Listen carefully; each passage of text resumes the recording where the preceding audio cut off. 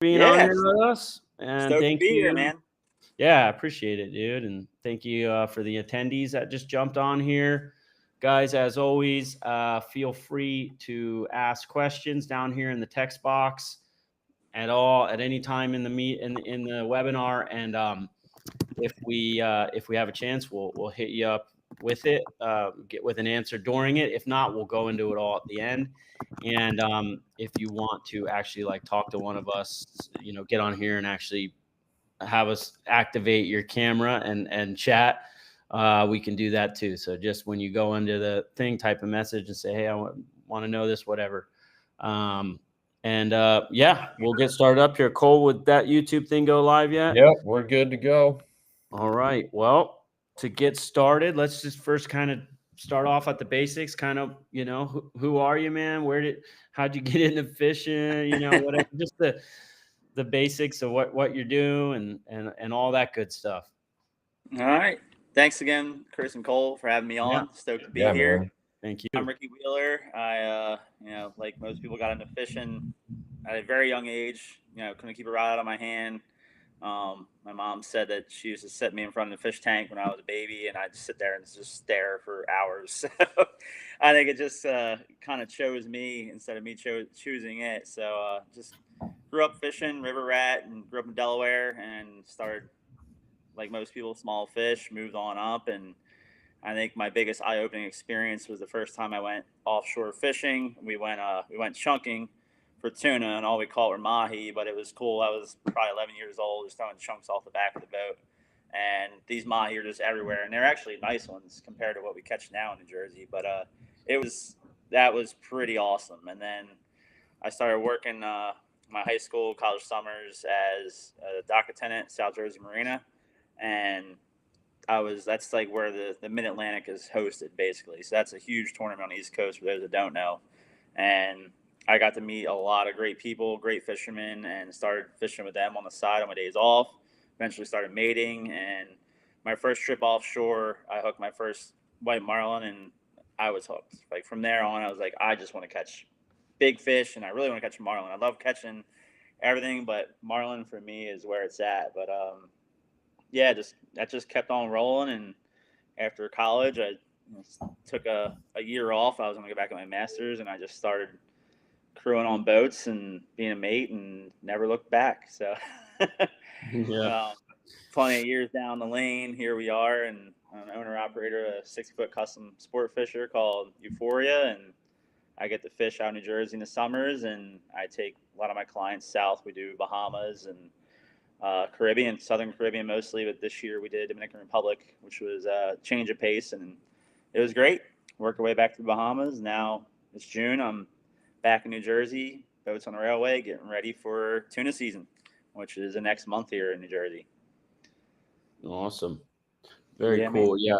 I always love talking with you about fishing a bit too, because you're one of the only owner operators I actually know that that's getting it done. So we can. There's not many of us left. No, not at this level anyway. It's just gotten so expensive. Yeah.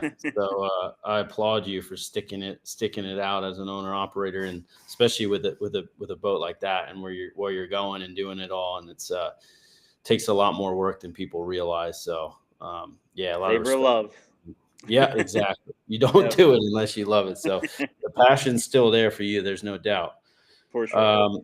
Cool, man. Well, I guess let's jump in first to, something that everybody kind of has their own little way of doing it. And I'm sure you do as well. But, we kind of titled this webinar Dredge Fishing and Natural Bait Fishing, but we're going to touch on a lot of topics, but I think that that's one thing to definitely talk about a little bit, especially over there, and the different spots that you go and check out and do, and in terms of the dredge fishing that you're doing,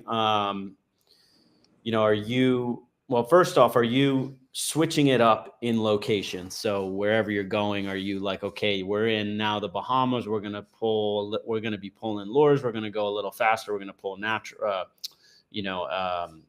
artificial dredge or whatever? Or do you have different tactics that you're going to pull different types of dredges and different types of ways with that? For sure.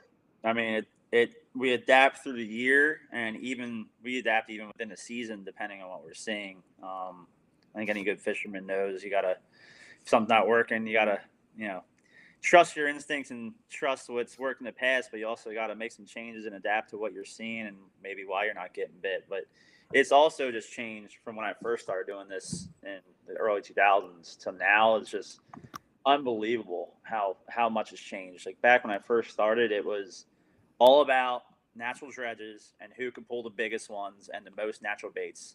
So you're sitting there rigging hundreds of baits before each day of white marlin fishing, and now, a lot of guys have gotten away from naturals.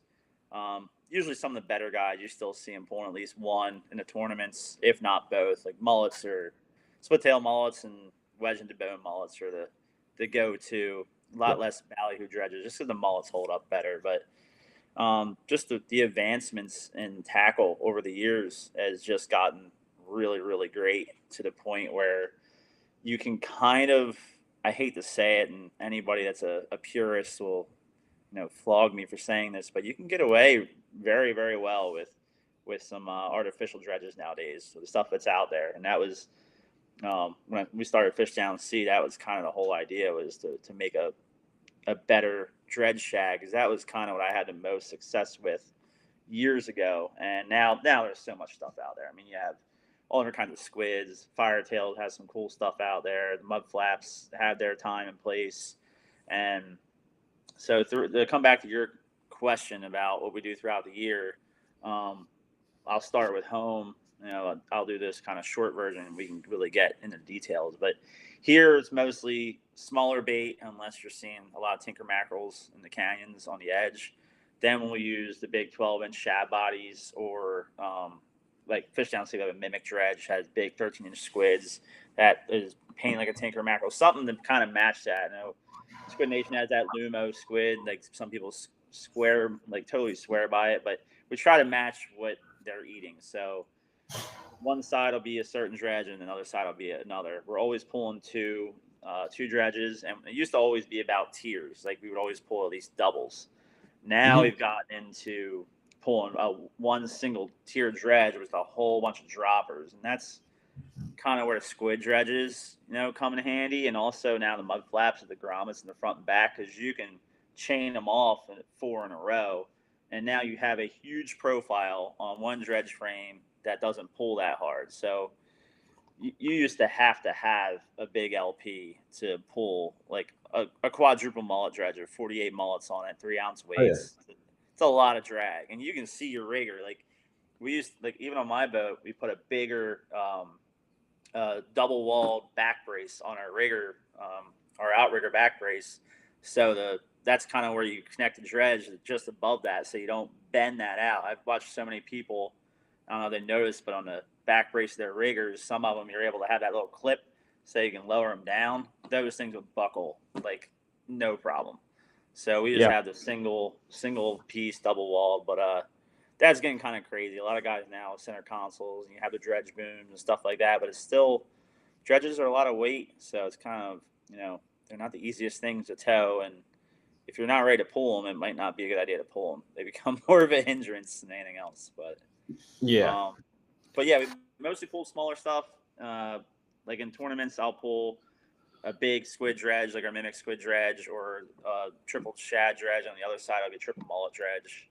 And then when we go south, like Bahamas, we just came through, and we're mostly blue marlin fishing. So I had one side was the big squid dredge, and the other side was a really good mud flap dredge. And I always make sure I have like dredge heads on top of them, just to kind of profile out the silhouette a little bit more in case it is on the side.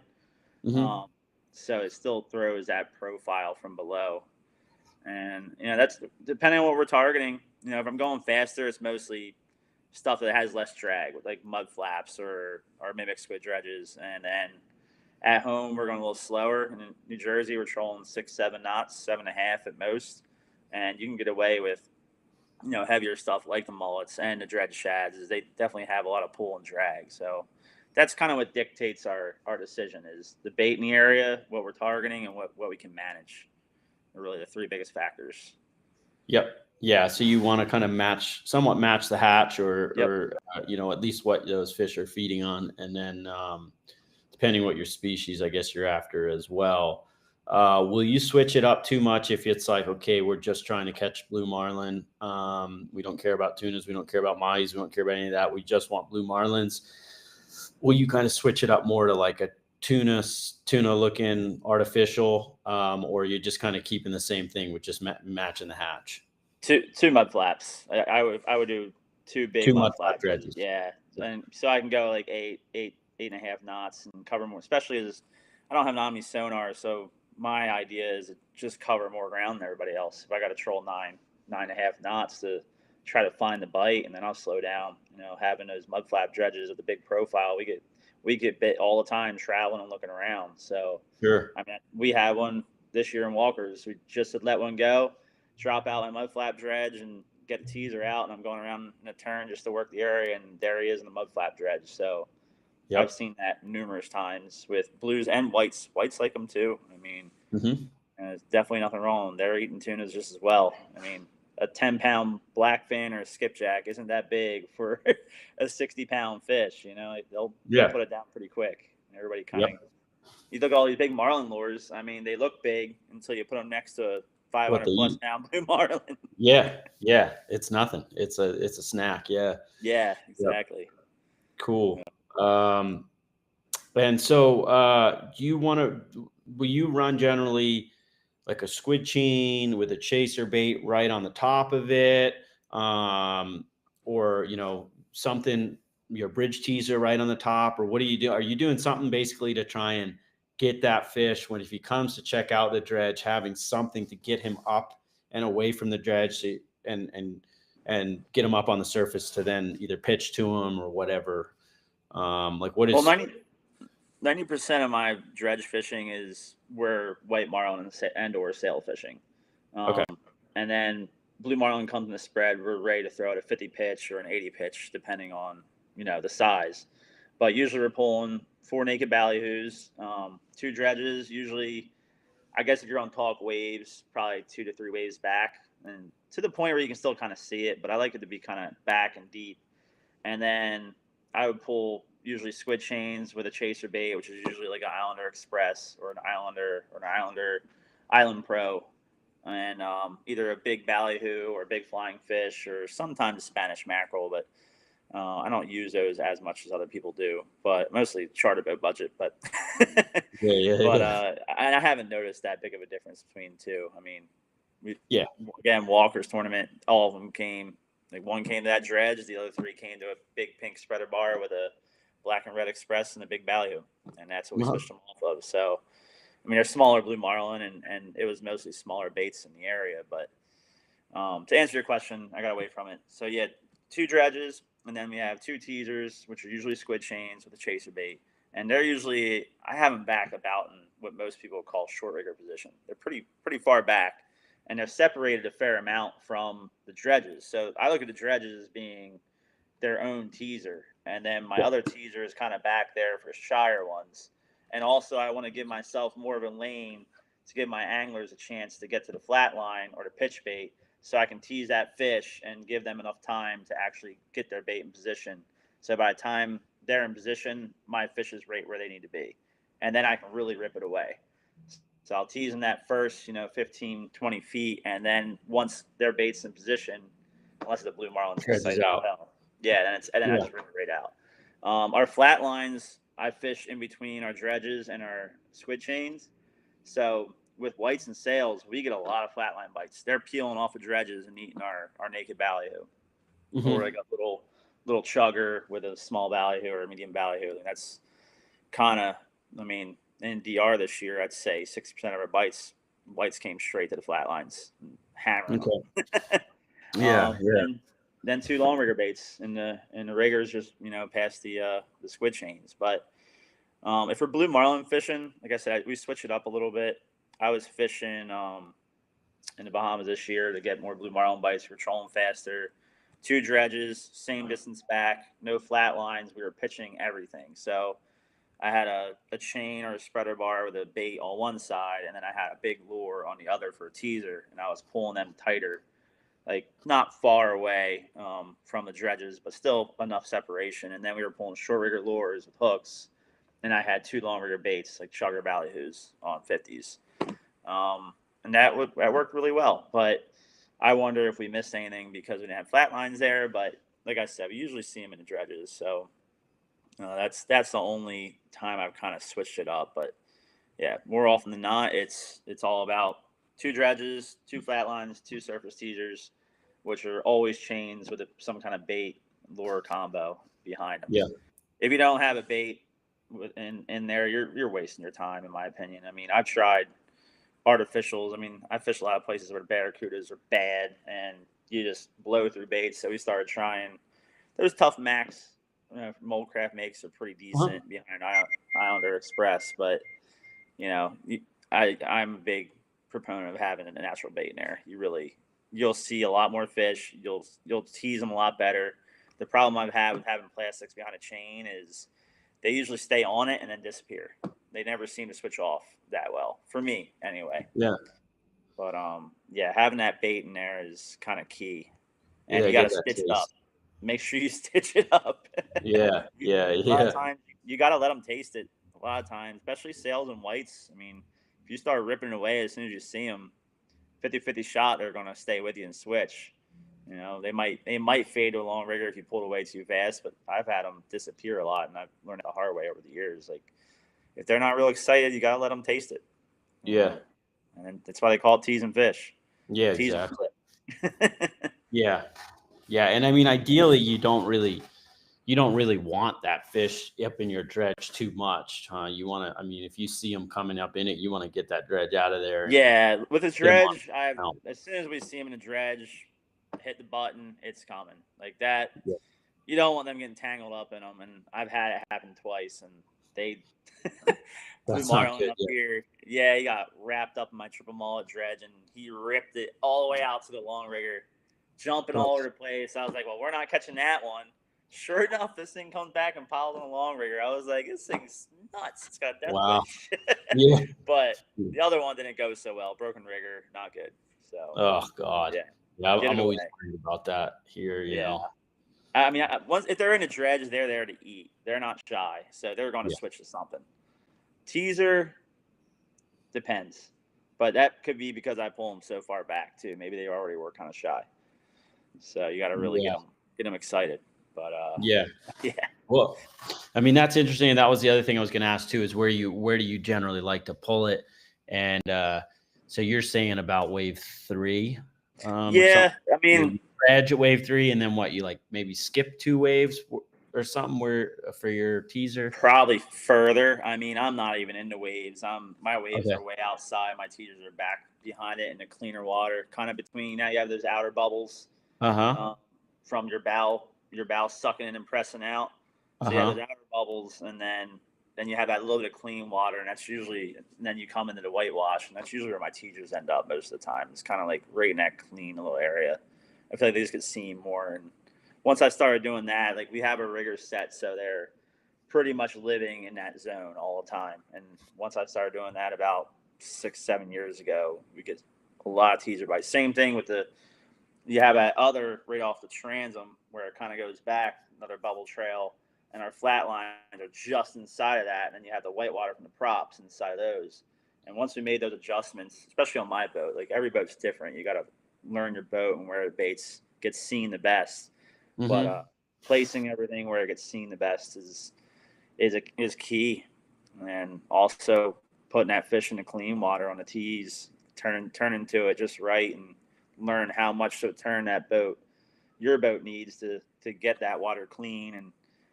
And fishing a lot is kind of how you learn this. Yeah. Fishing your Yeah. boat a lot, like it's hard to be a freelancer and jump on different boats and be successful. There's guys that do it. I mean, first things first, and Omni's taught us this. If you run over the fish, they're probably going to bite. So you got to find a fish first and foremost. But all these other little tweaks are what make you much better, because then you're going to actually convert that bite to a catch. Yeah.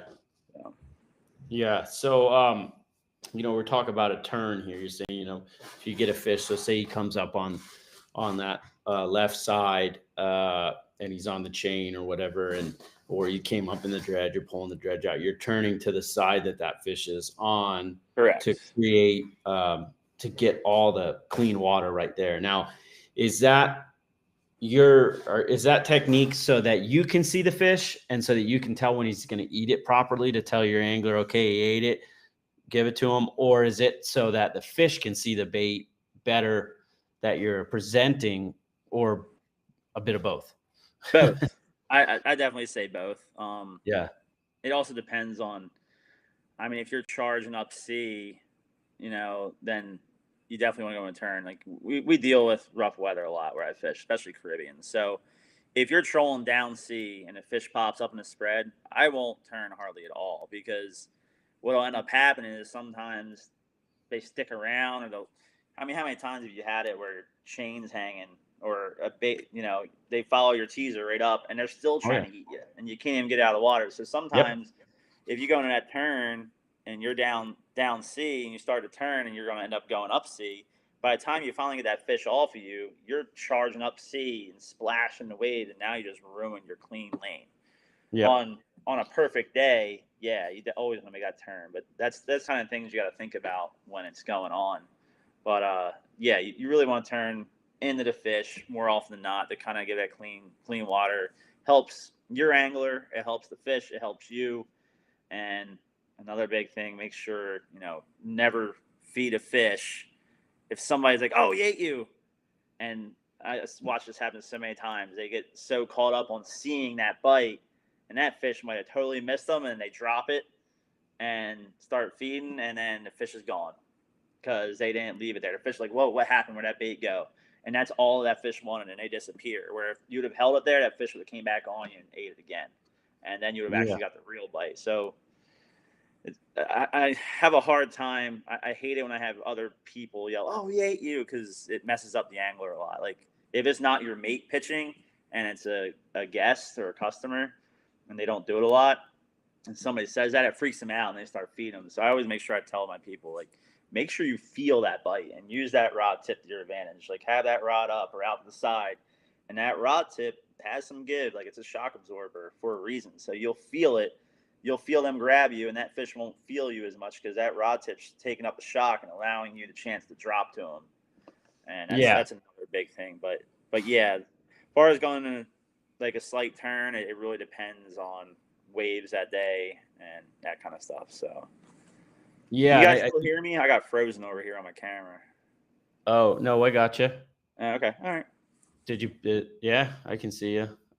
Yeah, Cole's I frozen see over you. there. Cole's frozen and I'm frozen. Okay. Huh. Yeah, I got you too.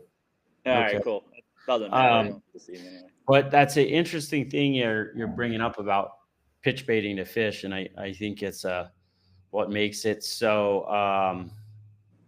exciting and such a challenging, way more challenging, I think, than just pulling lures and having drag set, because it's not as easy as like, okay, let's raise a fish and put a bait out there and he's going to eat it. Yeah, There's so many aspects of, like, sometimes you don't get the right bite. And if you feed that fish, you're just going to come back with a beat up bait, yep, or he just whacked it and it's a big explosion and you think he ate it. But unless you've seen him, unless there's actually the proper bite, you're not feeding this fish. Now you've dropped this bait back, and now you've given 7-8 seconds, and now the bait's way out the back. It's all beat up, yep, and you're screwed. yeah, And I say it because it's happened to me, so I know. And then, like, yeah, lucky for me, I have a hook bait out the back, which then when my, whoever was pitching the bait, if they messed up and they screwed up the pitch, right, he usually eats a lure, with a hook in yep, it. But if you're just pitch baiting, you're in a pretty bad spot at that point, and you're far yeah, back by the long riggers or something. So that's really interesting that, it's something that I think maybe people don't quite appreciate with the pitch baiting stuff, is that, like, it is a team effort, and being like, yeah, he actually, he ate you, now you're good to go. And so, when you're up in the bridge and you're probably, because you're a charter boat, you're dealing with people that may have only pitched a couple pitches in their life, or maybe never yeah. have, or whatever. How are you talking through your angler, to kind of explain them through it? Like, okay, no, not now, whatever, because the excitement's there, man. When you see a blue Oh marlin, yeah. even a freaking a small one, even if it's an 80-pound blue marlin, when they come in front of you and they eat a bait that you're holding, you're like, oh, I mean, especially if someone's never done it or have only Yeah. done it a few times in their life, or maybe only pitched a sailfish. How are you coaching that angler through the whole process while you're up there?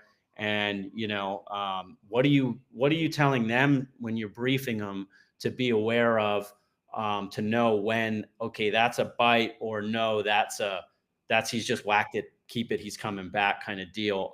Right. All those aspects of it. Are there things that you would say or recommend, or what are you going through in that process? No, well, bait and switch fishing is obviously by far my favorite. It's Oh yeah. so visual, so much fun, and takes some skill. But once it's mastered, it's to me the best way. Like once you have that down, you're not losing those fish. You're catching every single one. And if it's just me and my mate doing it, we really don't miss ever. Like I'll usually pull a long rigger upstairs for the fade bites, but it's what has changed the game for me to teach people are headsets. I Oh have yeah. the ear techs. I have the hub, so I have 8 headsets on my boat. And if you want to learn, put them on and watch us. Like if you've never really done it before, what we usually try to do is get you into some action with mahi. They're awesome way to learn, and it's more about creating that muscle memory. And also, like, if guests want to learn how to bait and switch or even feed fish, like if we're white marlin fishing and you get long rear bites, flatline bites, that's still the same motion as switching a fish off a teaser. So I always ask them to let lines out. Like when we're swapping baits, let out a long rigger, feel that spool, like learn that spool speed and how fast you can let that line go without backlashing. And for some reels, every reel is different. Some reels you kind of got to feather with your thumb, where you're on and off the spool some, and some reels are insano free spool where you got to keep your thumb on all the time, like Metallica's. And you got to learn what, like, that's why we use all the same reels on the boats for this reason. So every single one's the same. Learn the spool speed, number one. Two is getting them the bites and helping them practice and learning how to use that rod tip, like I mentioned before, to your advantage. Like a big thing is just like knowing that rod tip is there to kind of act as a shock absorber, or a bungee cord, if you will. So when you do get that bite, it's a little bit of forgiveness there that fish might not feel you and you can feel the fish, instead of some people sit there and hold the rod pointed at the fish, and that's the wrong thing to do, because then they just snatch it real fast. The line comes off the spool and you're backlashing in no time. Yeah. And I'm able to coach everybody through this, and so is my mate. So now it's just not my mate, and sometimes I have different mates, so some are better teachers than others. But I can teach from what I hear my mate telling them. I can also correct certain things, or maybe it's like the way that they think of it might be a different way that I think of it. That'd be easier for that person to learn. So it's more so is getting a rod in their hands, making them do things, learn how the drag works and how the spool speed is, and like get used to just holding that rod and the weight of it. So when you do get that bite and you know what the weight of the bait is, you'll know the difference between the bait and the bite, which with sailfish and white marlin is absolutely crucial. Blue marlin, when you got bit. But white marlin and sailfish, I mean, even blue marlin too, they can be a subtle bite sometimes. They'll come up from behind and mouth it like a white marlin, but more often than not, those sailfish and white marlin take some feel, and the only way to get that feel is to actually work the pit with us. And Yeah. I can talk you through everything. So, and that's when it comes down to giving them the best opportunity on a bait and switch is great because it's so visual. But sometimes not having a visual is better because you're better off by feel. Because like I said before, that visual, you see the fish come up, and they're like, "Oh, I drop it down his throat." I'm like, "Did he bite you?" No, you didn't drop down his throat then. Like you might have got lucky, but you Yeah. want to feel that bite before you start to give it to him. Yeah. So, like a lot of people are like, oh, well, he's behind me, his mouth's wide open. And if you just drop it, what it ends up happening a lot of times, you get bill wrapped. If you're feeding it right, it's a lot of slack going out. And the final part of it is when you do get the bite, what I always tell people is make sure you're pointing the rod at wherever the line's going. And if that line is not falling off of the tip of your rod when you're feeding it, you are not feeding it fast enough. Because if it's frozen rope, they're going to feel you, especially white marlin and sailfish. They'll make you feel foolish. They make pros feel foolish. So if you're at line, even if you're pointing at the rigger pin, if you get bit on a long rigger, you're pointing at the rigger pin and feeding it. If that line's not falling off the tip of your rod when you're feeding it, you're not feeding it fast enough. So that's a good way to kind of watch. And you just kind of watch your spool and watch the tip of your rod. That's all you need to really watch. And give it a good 10 count, 8, 10 seconds, depending on how you count. Push it up, and then the more you do it, the counting goes away, and it all becomes feel. But not a lot of people get the luxury to fish, 100 plus days a year. So it's kind of hard to get that. A good 8 to 10 counts kind of seems to be the money spot. Yep. Yeah. I mean, shoot, that's a lot of valuable information. I think people will appreciate right there, man. And it's definitely something that if people that's what they're getting into, it's just going to take time. It's just going to experience and seeing, and then having a captain who actually can see as well what that fish is doing. And we talked about putting the boat in a turn where you could actually see the bite a little bit better instead of just some water moving. So that helps too. We have one question. We'll probably answer this one now just because we're right in the middle of this conversation. But he asks, would you speed up slightly on your turn since your inside bait would be going slower?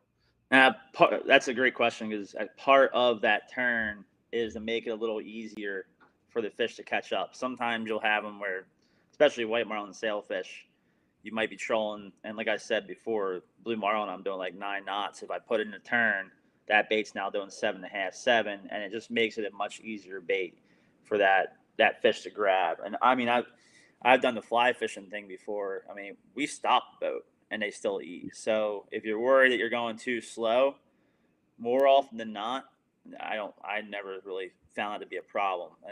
Once they're there and you got them fired up, they're going to eat, and giving them the easiest target to me is the best chance at converting to a hookup. So and just like, that's a great question too. Sometimes you wonder, like, oh, he didn't eat, and it does happen, and they went away. But I've had it too, where when I'm trolling faster, I'll bump my throttle back a little bit. Especially white marlin sailfish in a blue marlin tournament, they come up, I'll slow it down to 6 so we can get the bite. Because sometimes, I mean, they kind of want it, but they don't. I don't know if that kind of makes sense. But you'll see them coming up on it, and they kind of barely get it. But if you slow it down that 2 or 3 knots, and then they pile on and grab it, and you finally see that streak bite. But sometimes you can do everything right and it still goes wrong, and sometimes you can do everything wrong and it still goes right. So right. Yeah. Well, that's interesting. I would think that I would be nervous about changing my RPMs and my sound and my whole boat thing for blue marlin, at least changing the speed on it. I was afraid of that for a while. Yeah. And it doesn't seem to change anything. They're fired up with whites, blues, sails, all the same. Sometimes you gotta. Sometimes if I'm both in gear, sometimes I drop one out of gear just to get that bite. Or there's also a lot of ways the captain you can help. What I learned over the years too, like if you get a long rigger bite, you can turn hard to that side real quick, and it dips that rigger, and that almost gives them like an extra second or 2 drop back, and then you can start to pull back out of that turn to help it come out of the clip faster when they push it up and want to bite. Or if it seemed like it was a really hard bite and they're kind of fumbling, just drop them out of gear to let your angler catch up to the feed, and then put it back in gear again. Like, you're not stuck at a speed. Like, I'm constantly on the throttles, and most of the time when I'm dead bait fishing with dredges, my boat, I'm 1 engine in gear. Most big boats is 1 engine in gear, throttled up just a little bit, and I'll adjust depending on weather. But blue marlin fishing to go, achieve 8+ knots, I need both in gear. But I can do like 7.25 with 1 in gear and at like 680 RPMs, and that's like on my boat. That's where it starts. Once I go past 680, it starts to sound off, and then I don't get bit. So with 1 engine, if I go both engines at 700, it's fine. But you can tell. Yeah. That comes back to knowing your boat too. But yeah, I mean, I'm adjusting my throttle, my speed, and sound all the time. like all day long. I'll switch engines all the time, switch speeds, and sometimes I go 2 in gear for a little bit to cover more ground. And never really. And I used to think, oh, I found the recipe. No, you just found the fish. Just keep running them over. Isn't Just that keep true? running them over. Yeah, yeah, that's cool. Yeah, yeah, it's interesting. I fished with a buddy of mine. Grew up in St. Thomas and fished all over there most of his life, and they fish pretty tight to each other at sometimes, and Mm-hmm. someone will miss one and they'll turn and go right over, and they're just kind of all up in each other, right? And Oh most of the yeah, places I fish never was like that, because I'm fishing in places where there really isn't anybody. So when he fished something to with do. me, yeah, he kind of taught me a little trick with when you're pulling lures, because if you did like a snap, I mean, some of the turns they're doing are like, it's like a snap turn, like like if Yeah. you're doing that turn and you're just continuing at your RPMs, your lures, one side's going to get super lazy and just not run right and do weird things, and the other side's going to be going even a little too quick. So he had showed me a little trick that I started using. I don't do it here in Kona because I don't need to, but if I ever get a sonar unit, I would definitely be using it. Um, and I think the guys that have the sonars here would probably benefit from using it. But yeah, just speeding up on the turn, taking the one out of gear and putting one more in gear, so you're actually using your throttle as well when you do that turn, and then speeding up through the turn to make sure everything continues action, and then slowing down and getting back to your trolling speed. But it was it was just something interesting to me, because I kind of always just stick to the same RPMs. But yeah, doing that type of fishing and doing tight turns with lures, I think that probably helps a bit. So but there's a million ways to do it, right? Yeah. Yeah. But yeah, that's a lot of information that I think people will find really, really useful, man. It's the I just most fun fishing. Bait and switch fishing is so fun. Yeah. Oh I man, love it. I'm fully. That's all I want to do now. Yeah. It's just Especially with blue marlin. Oh man, blue marlin bait and it's switches. Oh yeah, so cool. one this just the other last week. Follow the teaser all the way up to the boat. I hit the dredge because I have them both above my head. I'm controlling the dredge and the teaser above me, so I pull on my teasers and I have auto on the dredge. Pulled it right up. It was excited as could be.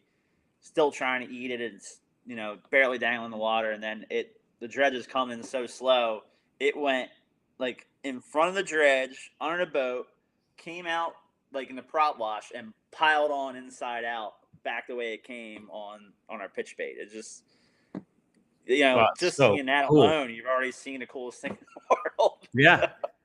Yeah, A we 250-pound fish going crazy, all lit up, doing wild stuff, and I mean, you could reach out and touch it, and yeah. it's At wild. that point, it doesn't even matter if you catch it. You're like, that was it. We Yeah.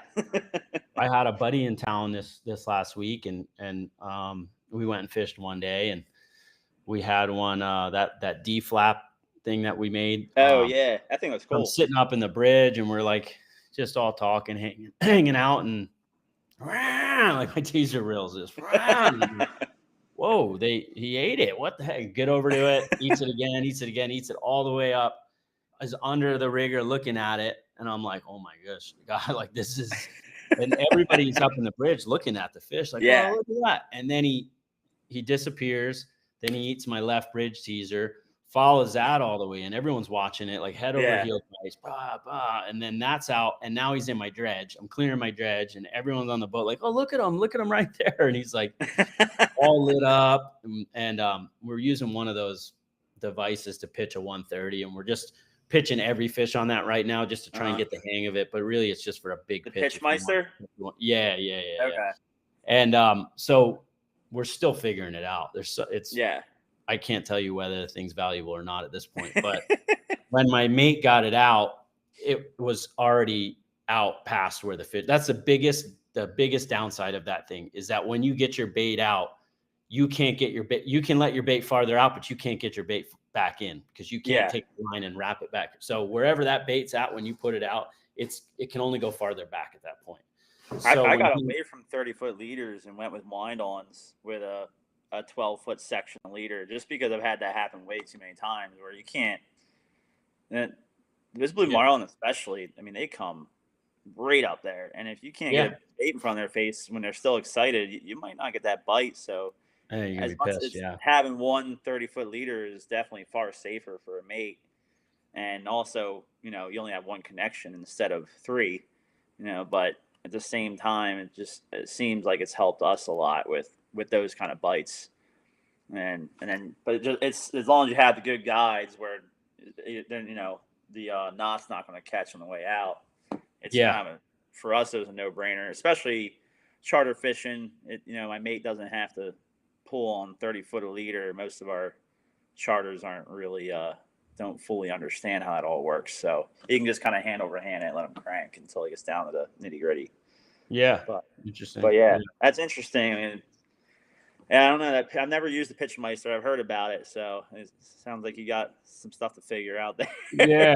Yeah. So, I mean, luckily the fish Can't weigh did in eat it, for you but on that. I mean, I think that fish was so fired up. I mean, I couldn't believe he ate it. When he ate it, I was like, oh, I thought we were kind of screwed because he was so close to the back of the boat. Yeah, By the time we cleared everything and my pitch was back, by my short rigger. And I'm right. like, man, he's not going to find that thing. But sure enough, he Yeah, found it back there and he ate it.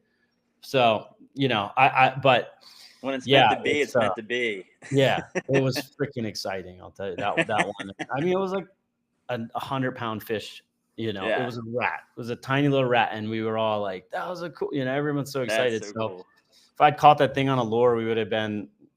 It would have Like, we'd just been romp. sitting there, and it went. Oh, Yeah, go and get the rod, pick it up, walk it. It's just so yeah, it's cool, man. It is a very very cool style of fishing. so Uh, fun. yeah, I think that anyhow, I think that all that information is going to be a lot for people to kind of help them and think about some different aspects of it. And we'll kind of continue on our discussion here and go down the line here on some of the other stuff we were talking about.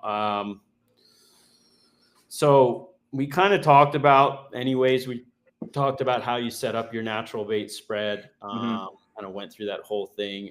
Yeah. Is there anything different you'll do if you're fish in different locations and stuff, or you're pretty much that's kind of what you're doing all the time, unless you're just blue marlin lure pulling? I Um, mean, in tournaments at home, sometimes, like, if we're not in the white stick and we're kind of, in an area where we think there's some fish or we're covering a little ground, we'll pull a short rigger lure, maybe two, depending on my crew if they can handle it. Like, the lure ends up serving more as a bait and switch teaser than anything else, but it does seem like we get more blue marlin bites when we have a single lure out there somewhere.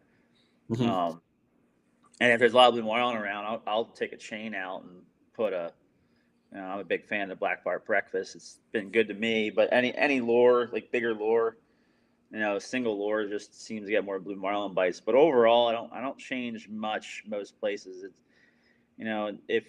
if we notice some more blue marlin around, I might do a chugger on a long, like a mini chugger on a long rigger, or maybe fish a couple like slightly bigger baits instead of pulling smalls, pull some mediums. Mhm. But overall, we're mostly pulling four small baits, and if it's not rough and windy, I'll pull a bridge rod right down the middle. That's usually a bigger bait with a chugger on it, but I'll still pull on a 30. We catch blue marlin on 30s all the time, and then it's the same thing with whitesel. Like I said, white sails, they have no problem getting down a medium large ballyhoo. You just Yeah. gotta make sure they eat it right. So Yeah. I'll do that, and that's kind of it. That's our basic spread that we pull. Like I said, 90% of the time when we're dredge fishing. Yeah. Okay. Um, Yeah. Well, that's pretty cool. So Atlantic and the Caribbean area and all that. Different. I mean, they're probably feeding differently, or they're acting differently. Depending where you're at. What are the like some of the differences you see? In the different areas that you're fishing throughout your year. What are the different patterns you see? What these fish do? How they're feeding? What they're feeding on? What you're noticing different things in that part. uh-huh. Any types of tips or techniques you could kind of lend to people in terms of fishing those different areas, or adjusting to fishing just the East Coast, and then you're going to take the boat down to the Bahamas and fish out of there. What are some stuff that people could kind of adjust their program to have a little more success, in your opinion?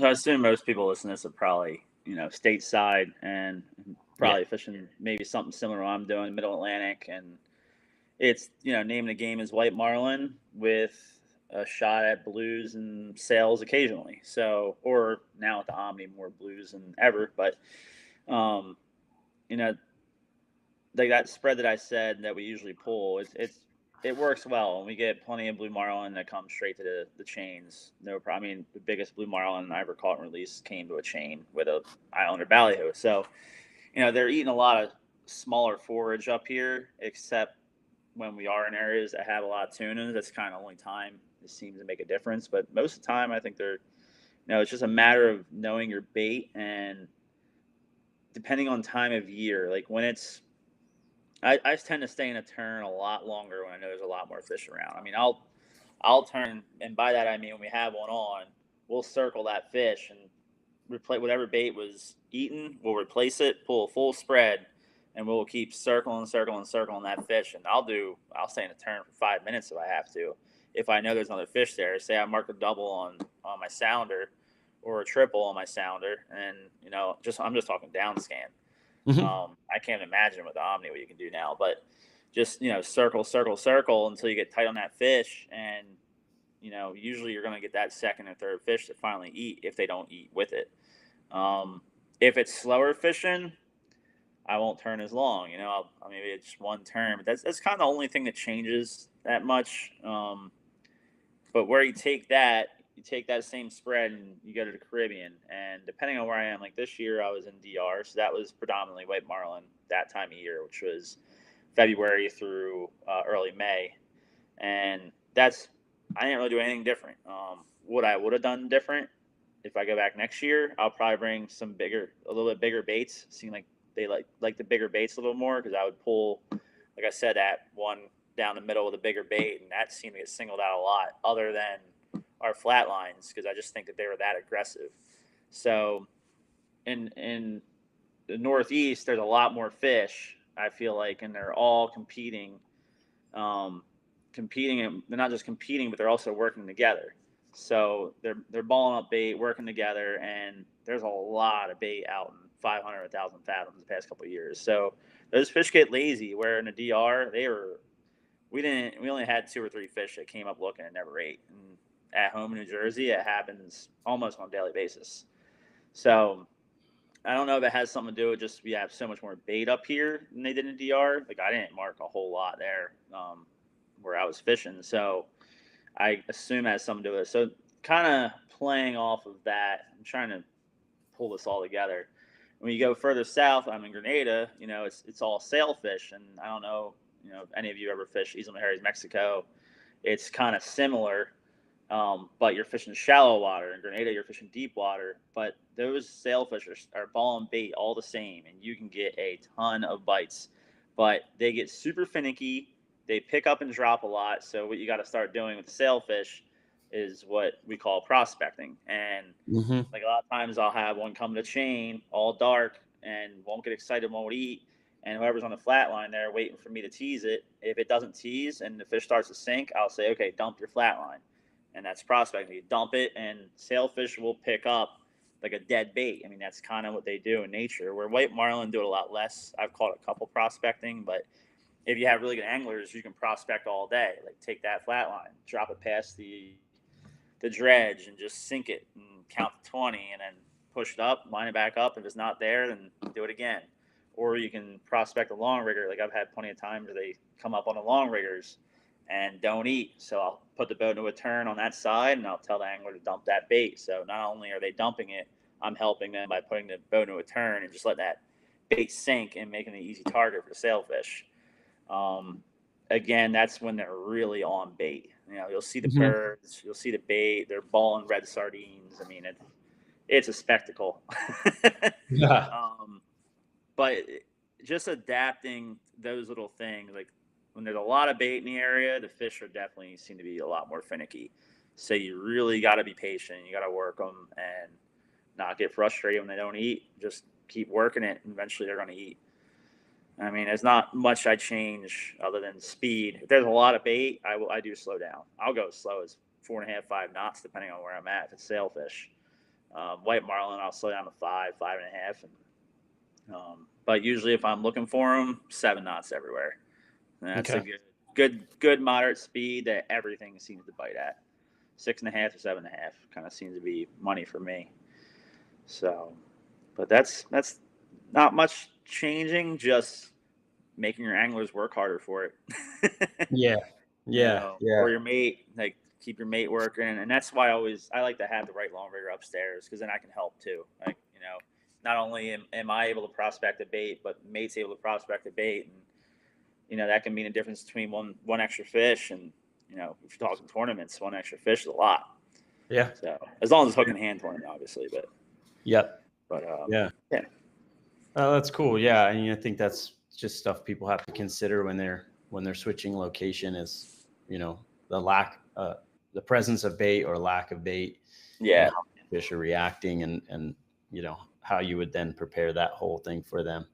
And then, Teasers I adjust a lot. I mean, that's something like longer chains versus shorter chains, and if it's just strictly a white marlin or sailfish thing, I'll just use a bullet head islander with a ballyhoo for the chaser bait. Very rarely will I go to an express, because that's a bigger profile, or I'll do 1 and 1. But if it's mostly blues and whites, I'll just do all expresses or island pros or some other kind of like Pakula looking lure that I got 2 that I'm kind of working on. I'm excited about right now that I think will be pretty awesome. That'll be the perfect medium for whites and blues for the Northeast, and Mhm. small blue marlin DR kind of chase a bait.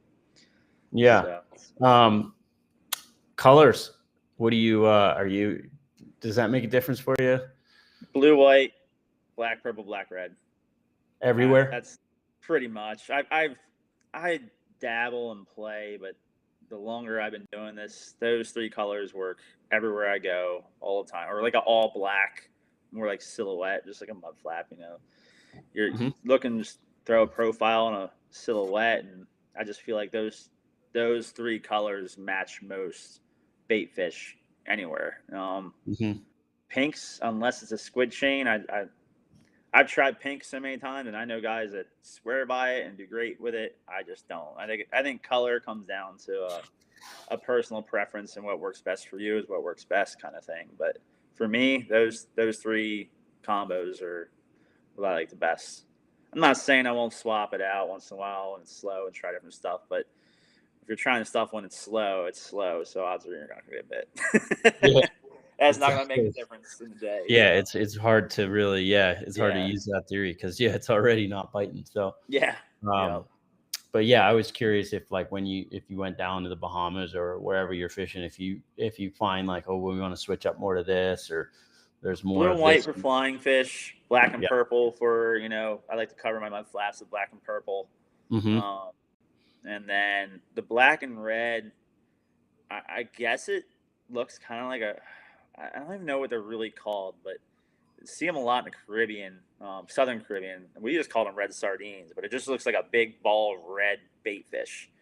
Yeah. Um, and it's like black back and like reddish bellies, and black and red. And then for us, in Bahamas and DR this year, our black and red express was behind a pink chain, was by far our best teaser. Like Yeah. the whole time. I don't even know what it is about it. They just loved it. I don't know. But Yeah. every year is different. And some years the purple head with the blue and white express is the best. Or just got to keep kind of swapping things out until you find See the what right works. combination. End of the Yeah. day, like I said, you got to run them over. You run them over, they're probably coming to something. Yeah. Um, Yeah. Cool. Yeah. I mean, a lot of people are always, I think they get a little too caught up in the color thing, and yeah.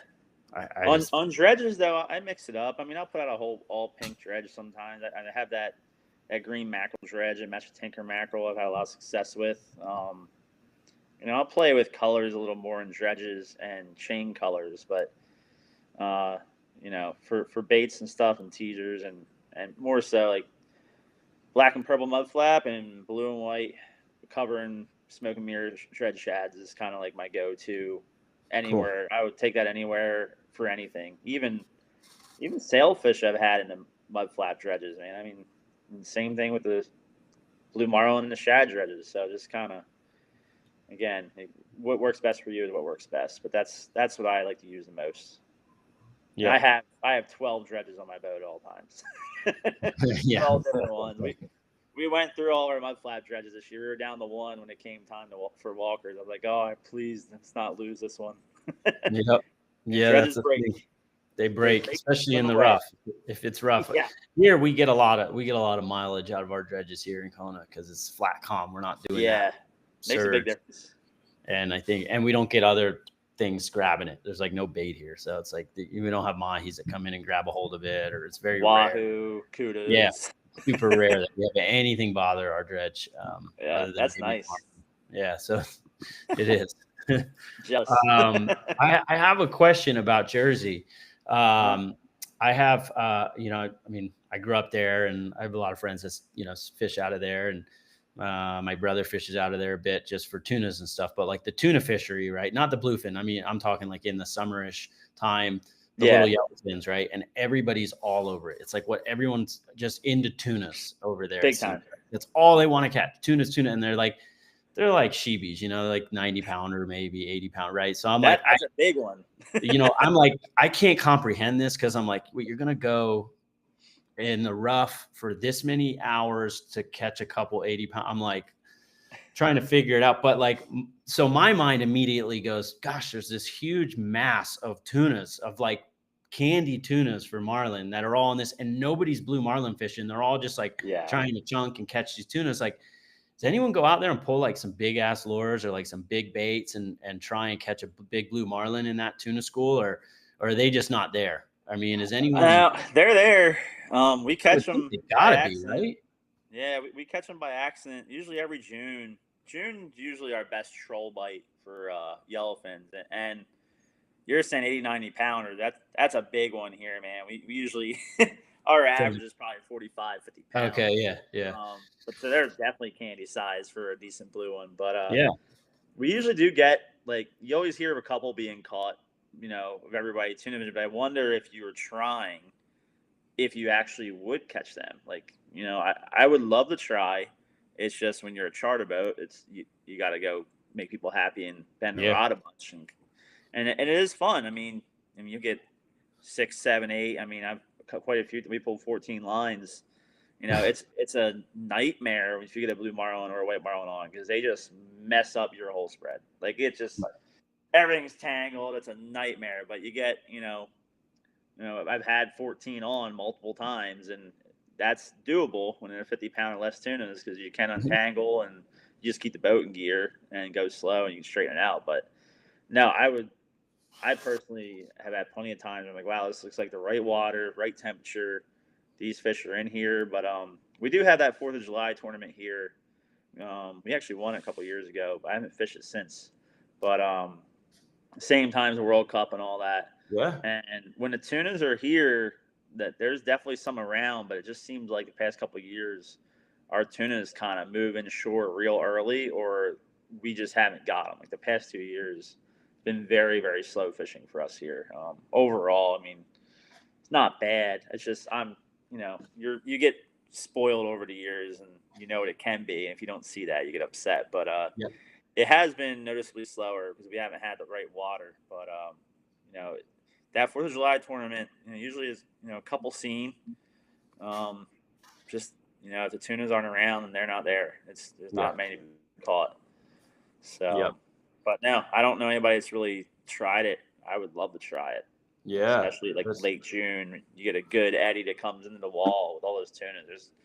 They gotta be there, and like I said, there always are a few caught by charter guys like us when we're tuna fishing. They just eat a ballyhoo with a sea witch or whatever we have out there. You hear of them trying to eat spreader bars, and that never ends well. No. So I mean, you can't really bait and switch with 14 lines out either. It doesn't work. No. No, you're just inefficient at that point. Yeah. Yeah. Well, that's interesting. Yeah, I was just curious because I just, when I hear about all those small tunas, I'm like, we're going all the way out there to catch a tuna, man. Let's freaking. or let's catch one and live bait it, slow troll, you know. Yeah, Everybody wants to eat, man. Everybody wants to eat tuna. It's that's what. crazy. Yeah, that is definitely a Jersey thing. That tuna just There's been a catch lot them of up. jokes made about the New Jersey fishermen as the ones that created the cooler. I get Load it, them up man. with fish. Yeah, I get it. Yeah, yeah. Well, maybe you'll get a chance to pull some big lures around that school one day and let me Yeah, know. I'd like to give it a shot for sure. Yeah. Yeah, it's probably one of those things that's not gonna be like you're gonna go do it and the first day you do it, you're gonna get it. You'd have to dedicate like a month to it, you know, and Yeah, really hit it. So people without patience would be like, this is ridiculous. Like these guys are yeah, catching tunas everywhere and we're just driving around. We haven't had a bite in 2 days, you know, like yeah, you'd have to have a full like blue marlin specific person that's like, I don't care about tunas. I've caught enough yeah, of I just stay away from them and let's put some big things out here and see what we can, you know, see what we can find. yeah, for sure. And they'd probably get caught. Yeah. And it seems like there's Cool. definitely more being caught up here the past few years. But I mean, that's a big proponent of people getting very good with the Omni sonar, which is kind of just becoming a thing everywhere. But Yeah. and they're around, they're definitely here. There's no doubt about it. But you know that for some reason I think maybe those fish just in June, like you think there'd be a lot more riding with those tunas and eating them. I think maybe it's just a touch too early and they're not quite We're all the not way there. here yet. You know, Yeah. I mean, cause a that could also couple. be why those tunas are feeding too. Like if they were getting harassed by blue marlin nonstop, they wouldn't be probably acting the same way they are. But It's a good point. Yeah, it's there's a good gotta point. be this. You'd think there's gotta be the odd big one cruising there, but I wouldn't know. Yeah, like I said, there's definitely a few called every year, but you Yeah. know, it's just not what you would think if they were really in there. Yeah. I mean, I haven't caught a blue marlin in June the past 2 years, but like I said, it Oh has wow. been Yeah. slower tuna fishing. Like we've been, struggling to get a half a dozen tunas, and we've just been targeting big eyes a little harder, just to you get one big eye, and you really got a lot of meat there, and it's pretty cool catching a 150 to 250 pound big eye. Yeah. So get that and a Yeah. couple yellowfins, and you got a great day there. So Yeah. kind of you're not pulling the right stuff really for blue marlin at all in that. Yeah. Yeah. Yeah. It's a whole different thing. Yeah. Yeah. Well, it's interesting too what you said about the sonars and how different places are. There's more fish in these spots now, and it's like a lot of people. I keep hearing them being like, "Oh my God, this is the best the Bahamas have ever been," or "This is the best." I mean, we're experiencing it in Kona right now. This is the best Yeah. Kona's ever been, and I don't think it's that. I think it's the sonars. I think that people are figuring them out and they're learning how to Yeah. use them. And they're, the first few years, it's a learning curve. And now that people are starting to figure them out, um, we were, without one, you're kind of driving around connecting the dots that you don't see. And, Hmm. with that, now you're able to just drive from one point to another point to another point to another. So you're able to get 7 to 10, 15, 20 shots a day. Oh yeah. So it's interesting to see. It's like, wow, all these fish were there all along, and I don't know if that's the case or not, but I personally think that it's probably more technology than the actual fisheries Yeah. getting, they may be getting a little bit better, but Something I will say, about the Omni, I talked to a lot of my friends, other captains about this, most of which had the sonar too. So it's not just, not sonar hating.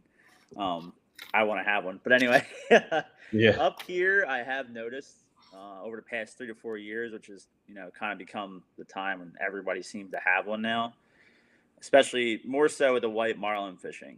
Um, we used to be able to get on a school of them and follow them because, like, the way I don't know how much you guys know about it here, but we have eddies that break off the Gulf Stream, come in, hit the bank, and then they hit the bank or hopefully get all the way up on the bank, and then they slide southwest down the bank, and fish would ride the water. And I don't know if it's because of all these boats piling on these schools of white marlin with the Omni, even out in like 500,000 fathoms has been a problem. We used to be able to follow those fish down for a week or two. Sometimes you follow them for a month some years, where we had great years where you follow a big batch of fish on the leading edge of water for like a month and catch them every day. Now it seems like You go back there the next day, they vanish. They're not there anymore. They should be. In the past, they would have been. Bait's still there. Where'd the fish go?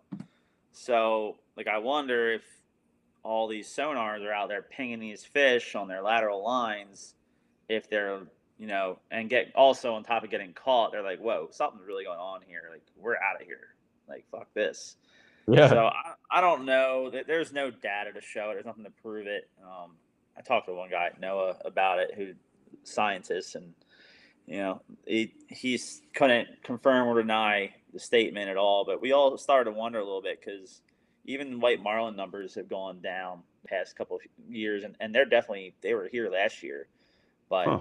if you were in the crowd, everybody would pick at a few, and then it used to be get 5-10 bites in the crowd, or you found your own little batch, you get 20 bites, Yeah. and the next day you follow them, there's another 5 to 8 miles, whatever the water moved, and you do it again. But it doesn't seem to really happen that well over the past 2 to 3 years. I mean, I don't know if it has anything to do with the Omni or not, but it's kind of a coincidence, I guess, as you could say, that Yeah. it's been that way. So I Yeah. don't know if it's a good or bad thing. Yeah. I don't know. I was wondering that last year, the way the fish were acting here, whether that was bugging them or making them Uh-huh. weird or not.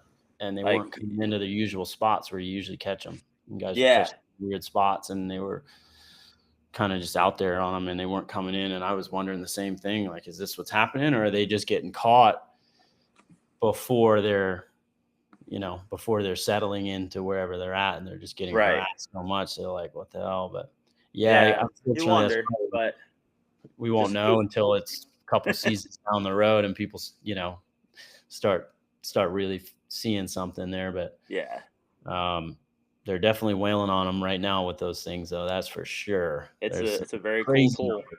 Yeah. Yep. But the cool Is thing it- is, you still have your days without them. I mean, we still Oh catch yeah. plenty of fish with or without it. So you still got to know how to use it and still be a good fisherman on top. So just putting one in your boat's not gonna change the world for you. That's for sure. Yeah. You Yep. know, Yep. Especially bait and switch fishing. Bait and switch fishing. You gotta have some. You have a team on the boat. You have you know, people that know what they're doing too. a lot of Um, puzzle pieces. exactly. You may drive over the fish, but if you can't feed it correctly, Yeah, you're gonna miss a bunch of fish. Or if you yeah, don't know how to tease it right, or yeah. So that for that sure. that is definitely cool. Well, you travel around a lot with your boat and just in your career and stuff. If you got a favorite location that you just love, if you had to pick something. I really love the southeastern Caribbean. I would love to spend pretty much like you could fish a full year if in the Eastern Caribbean. You could do St. Lucia blue marlin fishing October to January. January, like Christmas time, January, move over to Grenada. Great sail fishing, Allison tunas, wahoos, and there's blue marlins in the mix. Used to be able to get white marlins too for the slam, but it seems like they kind of don't frequent Grenada the way they used to. So that's a really special fishery. And then come like right now, you could either go to Tobago, which is difficult because there's no amenities, but they have great sail fishing. They get blue marlins. I mean, every year's a little different. And then you could go on up to DR and fish DR or fish, St. Thomas for summertime in the fall for blue marlin, and then go right back down and do it all over again. I mean, all those places are it's just so different from anywhere I've ever been. All of them are pretty mystical. I mean, yeah, St. Lucia and Grenada, big, even, also Tobago, same thing, big mountains, gorgeous, like backdrop when you're pulling out to go fishing every day, just absolutely stunning.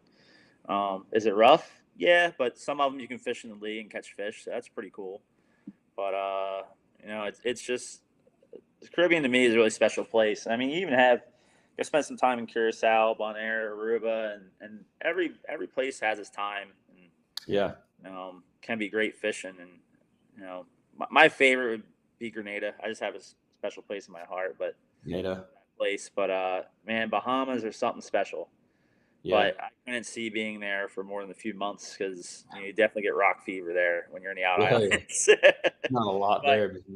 it's gorgeous, and the fishing, you know, it's probably one of the best all around fisheries in the world. If you want to catch flats fish, if you want to catch offshore species, if you want to catch bottom fish, I mean, it's all pretty epic when it's, obviously seasons, but, and if you like the dive, I mean, be on beaches by yourself, so many places. It's just unlike anywhere in the world, but, you know, I, I love coming home to New Jersey. I love everywhere I fish. It's great. You just got to pick your time Yeah. and place. But something about that southeastern Caribbean, it just still feels kind of raw, even though it's populated. It just feels really, really raw, and the fishing is, I think, is still pretty untapped. There's a couple guys really doing it well down there and showing what it is, but no, they don't get much publicity, which I'm actually selfishly happy about because I like to keep that little hidden gem a little quiet. But Yeah.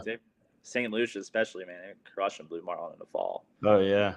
Oh my god, insane numbers, like beyond anywhere else in the world. Yeah. I've heard rumors of that, and And it's yeah, true. and big fish too, right? I mean, there's some big ones over there, isn't it? They get some occasional big ones. It's not like Yeah. the DR fish. They're like sound like their average is like around 200s, and then they get the occasional nice one like Yep. 500-600. But That's good. yeah, yeah. But it's rough. It's rough. You gotta pay for it. Yeah.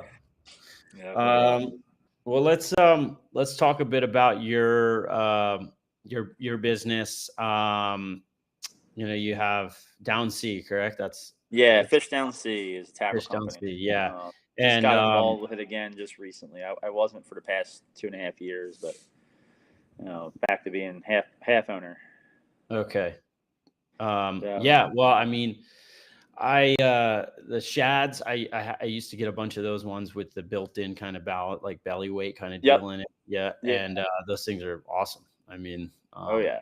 they're they're killer. I mean, so yeah, I guess you know, give us a rundown on some of the things you're, you know, most popular for, or what could recommend people check out. And, also if you got anything cool that's on its way coming For out or sure. whatever. Yeah, so our big sellers are the chuggers and the dredge shads that you mentioned. They definitely are kind of like nothing else out there. The chuggers are softer profile, come in three sizes: mini, regular, and big. Big ones are great for big pitches, like a big flying fish or big ballyhoo or in front of a mackerel. And then the regular size chuggers and mini chuggers are just good all around for everything. And then you have the dredge shads, which we rig them. You can have a long wire or a short wire, depending on if you want to pull them naked or with a dredge head on top of them. Uh-huh. And they come in 9 inch and 12 inch, and they're internally keel weighted, pre-rigged, ready to go. All you gotta do is clip them on your dredge frame. And we also have completes. You can also just order a complete from us, and we'll send it to you pre-rigged on 2-tier dredge or however you want it rigged. We're just kind of getting taking back ownership of it, so we got a lot that we're kind of ironing out. There's a lot more dredges on the way, a lot more uh, different things that I'm really excited about. We just came out with a 10-inch bait tail, we call it, and it's very similar to dredge shad, but it's more of it's a garfish profile, but more like a ballyhoo profile. And we also have those unrigged that I'm going to start using as a ballyhoo replacement, kind of like a lot of us use Ron Z tails or the Wolfpack Ahi tails. They're like 10 inches long. They look like little plastic eels, basically.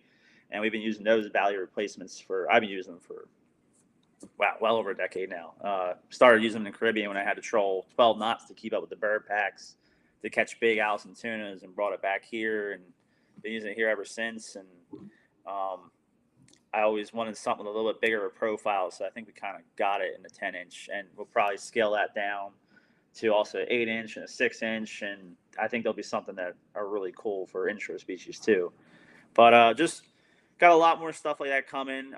Another big one is our mimic dredges. It's basically these squids. They're 13 inches long. We made them to basically mimic the profile of the bait fish in your area. We have the excited squid, we have the flying fish, and the tinker mackerel.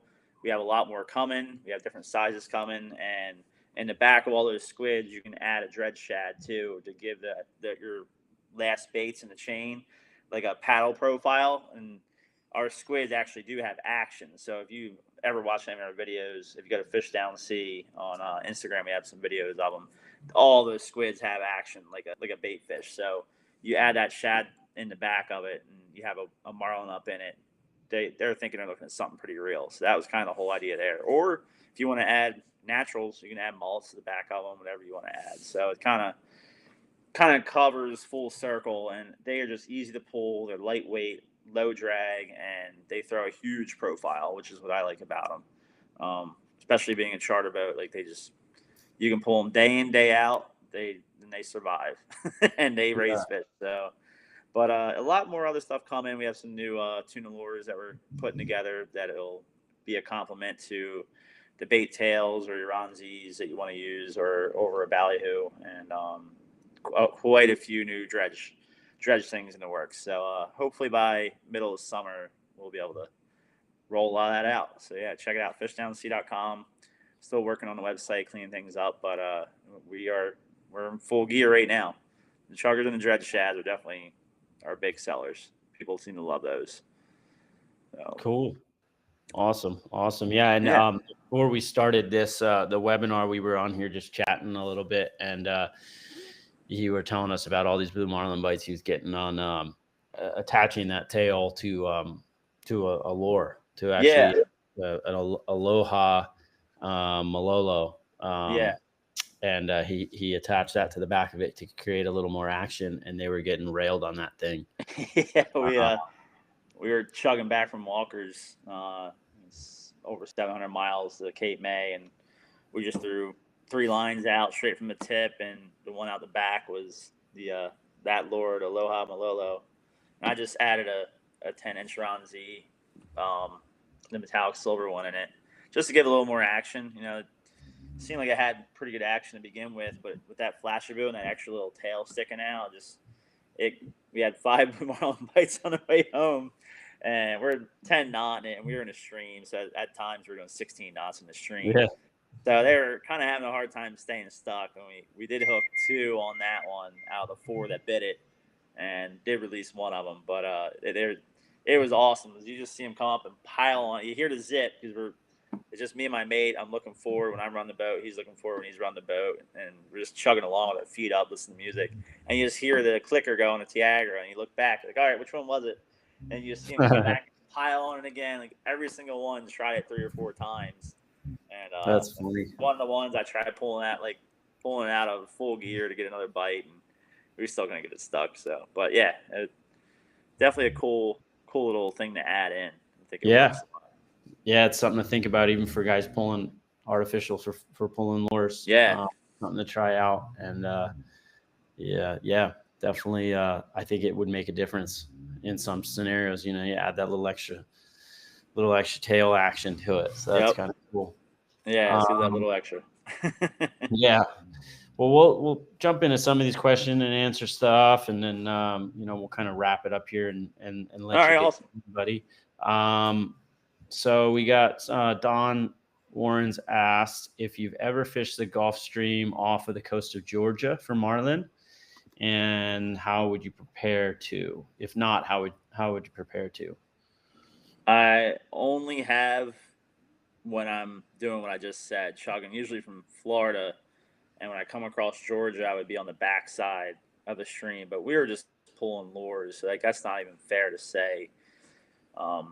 That's probably not how I would prepare to fish. If I was to go out there and fish for blue marlin, I would probably do something similar to what I said earlier, like we did at Walker's. 2 dredges, 2 teasers kind of tight, 2 lures on the short rigger position. And then I'm a bait guy, so I like having baits on the long riggers, because if they do fade, like I've had a lot of times, more often than not, they come up and pile on the short rigger lure, and then we either tease them up to a switch, like using it as a cockpit teaser kind of, even though it has a hook in it. And a lot of times if you're reeling on it, they'll come up and pile on it and either get hooked, or you can switch them off, or they'll fade and eat the long rigger. And at that point, now I have a circle hook bait like with a bigger ballyhoo and a chugger, one of our fish down sea chuggers, the regular one, and you're not, if you have good crew, you're not missing that fish. So more often than not, you're going to convert your bite, even if it's a half-assed lure bite on your short rigger. Otherwise, you have no flat lines, which allows you to have your 80 pitch and your 50 pitch and your 30 pitch all ready. So if you have a white marlin, sailfish, or mahi come in, you can throw your 30 pitch. There's nothing in your way.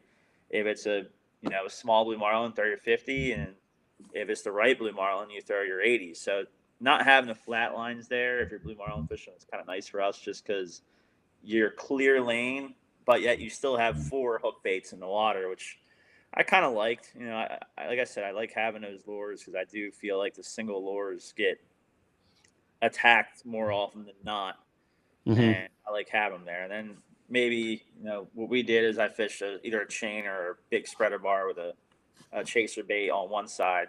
If I was blue marlin fishing strictly, it'd be either a big ballyhoo or a mackerel in it. But like I said, I like the big ballyhoo and an express, and then on the other side, either a single lure teaser or another chain with a bait, because you already have Yeah. the 2 lures on the back. But and the lure, I'm a big fan of super plungers. Any kind of super plunger seems to get a lot of bites for me for blue marlin. The hookups aren't the greatest, but like I said, we usually end up. I almost should just take the hooks out of them and just use them in the cockpit teaser, honestly. But you need the right Yeah. crew to do that. So if Yeah. I was to do it and just go marlin fishing, that's probably what I would do. Like if I was looking to catch blue marlin, that's how I would do it. I hope that answers the question. Yeah. I think that was pretty good, pretty informative there. Now the next question we have here is about current.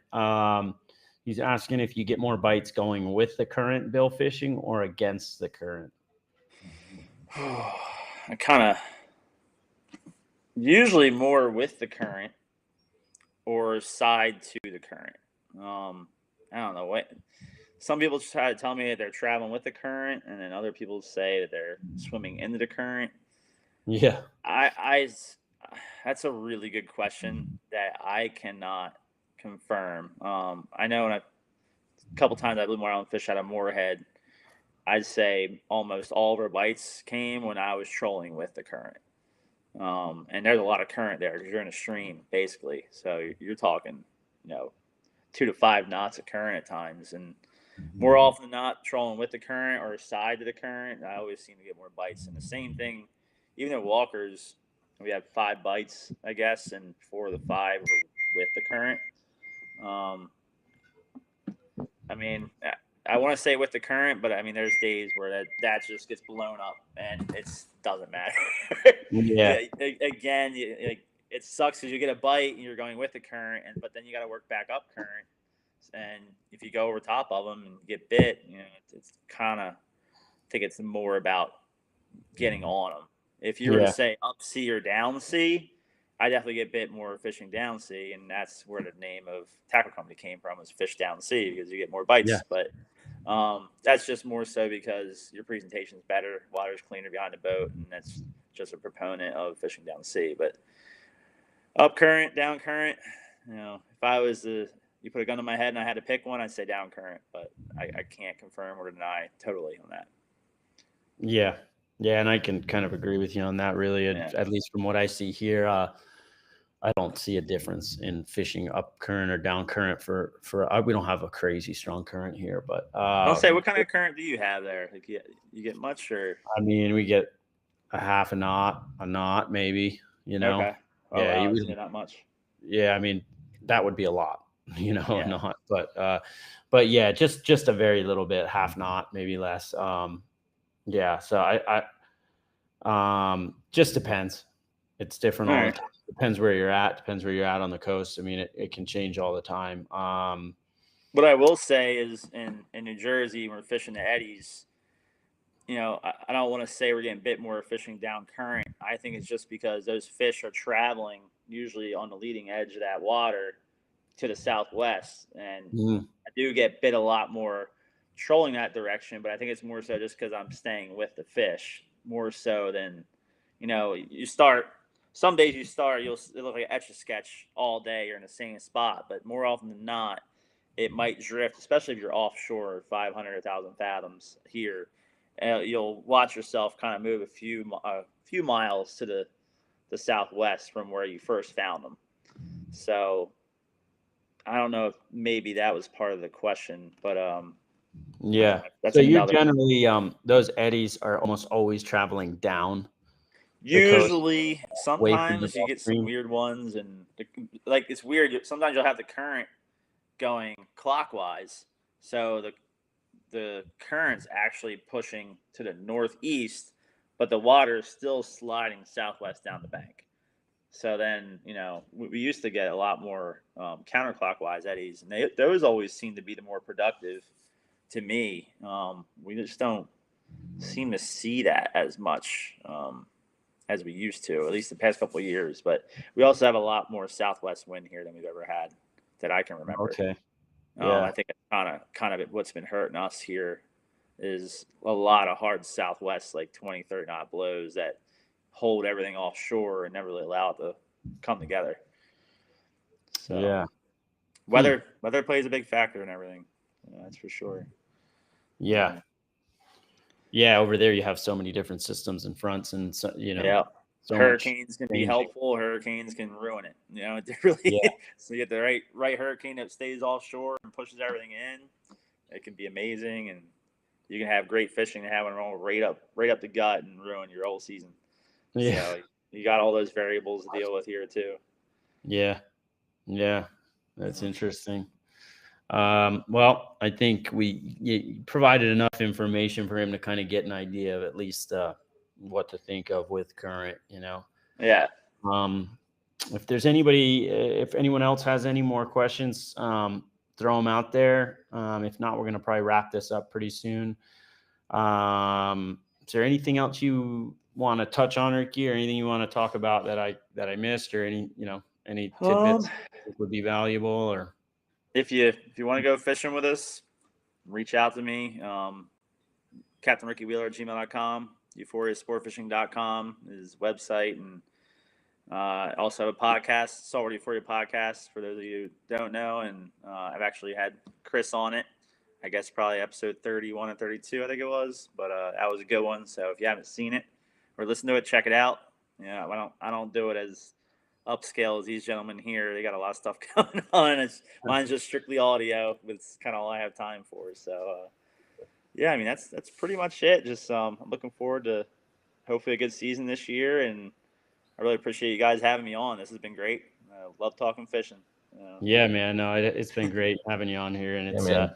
it's just a wealth of knowledge that I'm not all familiar with, in terms of the fisheries I've done. So I really enjoyed hearing about it. What tournaments do you have this summer? Just a quick sidebar. What tournaments do you guys have in Kona? In Fill Kona, me in. Yeah. they pretty much run. There'll be a couple in June, and then the lion's share is July. Then there's one in Okay. August, and then there's a final in September. So, we have, let's see, there's a kickoff in June. There's one that's like kind of not the biggest one, but there's like a rock and reel tournament. How Then you much get money are in your tournaments there compared to like we have crazy? they're all a little bit different depending what the participation is, and then also like how the fishing is as well. But I mean, they can get up to over 300,000. Wow. Yeah, I mean, there's no like $1 million tournaments or anything other than the World Cup. Right. And the World Cup actually runs the same time that we have a pretty big tournament here in Kona too. So you win the World Cup here, and you're obviously if you were smart, you'd be in that tournament too. So you win both of them. So like last year, the boys that won it, Cyrus and those guys that won it here in Kona, they were also in the other tournament, and they won both tournaments. So that was a really big payday. So you win the World Cup in Kona, it's a good day for you. But yeah, they're good. There's good money in the tournament circuit here. It's a really cool little. That's awesome. Jody's been running here for years, and it just doesn't get the attention that some of the other big tournaments do. Like the golf, everybody knows about a lot of those, and then you have your, obviously your staple ones on the East Coast as well. We're not quite as big as that, but and the tournaments here too. It's like it's just fishing. There's not really a big after party. It's very different than anywhere I've ever been. I mean, you wouldn't. in other than the shotgun start, you probably wouldn't really know there's a tournament going. Right.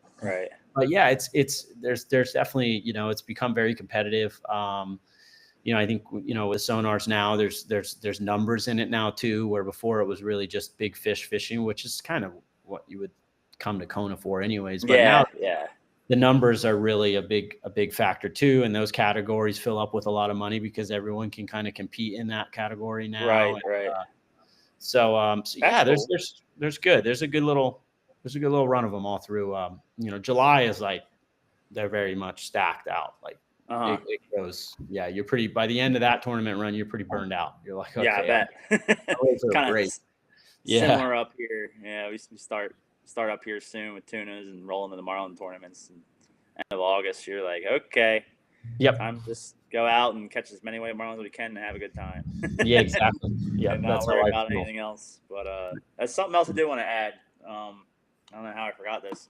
I do some courses through Saltwater Euphoria, which is what the podcast is, but saltwatereuphoria.com. I have courses. I also have a job board trying to help people get found. It's hard to get placement, even if you're an owner or captain looking for a mate. Like it's a good place to go look. And if you know somebody that wants to get into it, tell them to shoot the resume over to me right through the website there. And it's funny that I'm just finishing up. I hope to have it done by early July, a whole course about everything we just talked about and then more. Like I should show you how we rig everything and I mentioned stitching the chaser baits, how we stitch those, how we rig everything up from start to finish. And it's a long one. It's hours of information and video tutorials. So I'll have that up by July. So if you want to really dial this in, and I even talk about like how I follow water here for fish, and I'll have all that up there. There's a couple courses up now. Tuna course for here, wahoo fishing everywhere, and a couple other things. But I have a dredge fishing 101, how to rig a dredges, stuff like that. So trying to bring more there. Actually want to talk to you more about that too, and see if you guys have some interest in playing with that as well. Because more people learn, want people like doing this. Go out there and be successful. Yeah. So. No, I have that same opinion. So yeah, that's awesome. We let's chat and chat about that, because that's some great ideas, and you definitely got the knowledge and experience doing it, so that people likewise really benefit from. So that's great.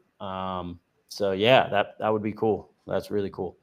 Awesome. And yeah, guys, if you want, hit up Ricky, go fish with him. That's a good way to learn too. Get on that boat and listen to him. If you're an elite member, if you're a part of the membership here in at GZ, you do get a little bit of a price break on that as well. If you're in the 10%, elite thing. Right? Yeah. So they get hooked up with that. So elite members, hit them up. No better way to learn than actually being there and doing it. So yeah, go check it out. Thanks, Chris. Yeah. Well, guys, Cole, anything you want to add before we kind of sign off here and go along? Oh, I might have lost Cole there. I don't know. It might be frozen. Yeah, they're setting up the new shop, so I think he's on some weird internet right now.